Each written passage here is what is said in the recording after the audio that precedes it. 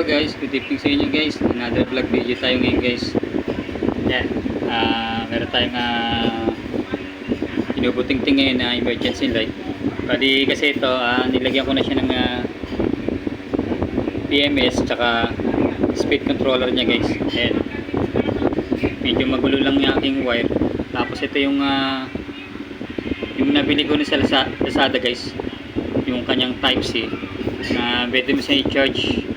Tapos PMS niya para sa protection sa kanyang baterya. Tapos speed controller.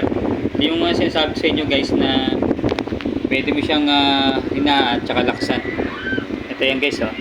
Open ko sa guys Bali yung kanyang switch niya, tinanggal ko na siya guys. Inilipat ko na doon sa dito sa electric pan niya guys. Ayun oh. Ilipat ko na siya doon para doon sa ilaw. Ayan. Kasi ito meron naman siyang patayan. Kaya pag pinilit ko ito guys pag naka-off. Ayan. E, bali siya naka-off na siya guys. Ayan. Ito yung sabi sa inyo guys.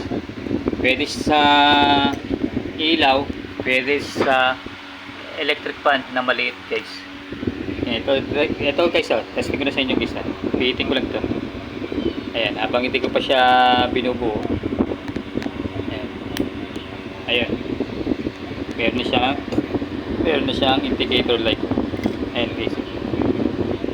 Yan, medyo mahina pa siya guys na liwanag guys. Medyo mahina pa yan. Paksan natin guys. Ayan. Malakas yan guys. Yun. Hinaan natin siya konti guys. Hinaan natin ng konti.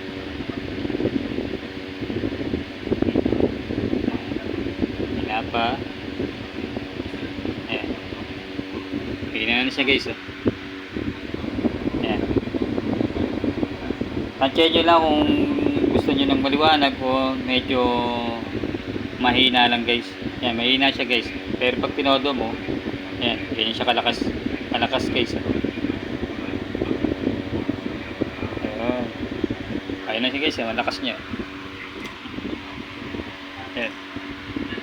Pang emergency light lang yan guys. Yan.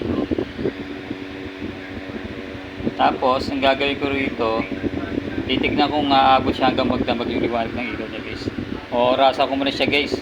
I-update ko na lang sa inyo para malaman natin kung ilang oras ang tatagal ang liwanag ito guys.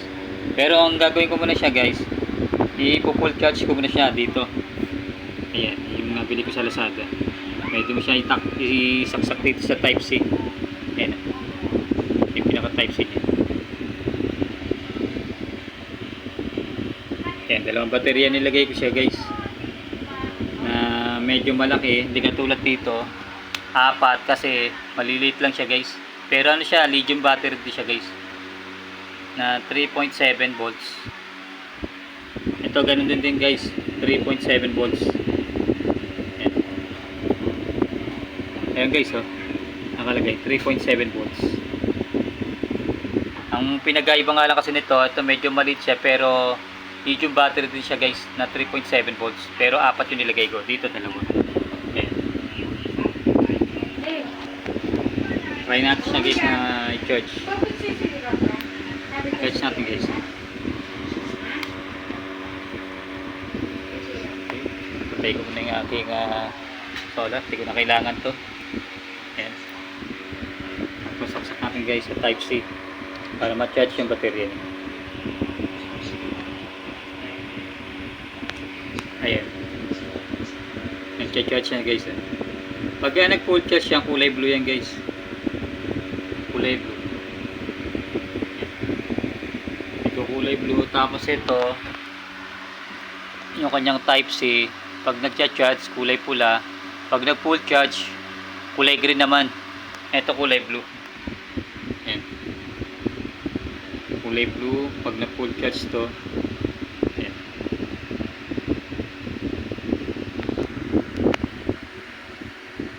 guys, pag meron siya, pagka meron kayong ganitong emergency light in case na nag-ground at guys,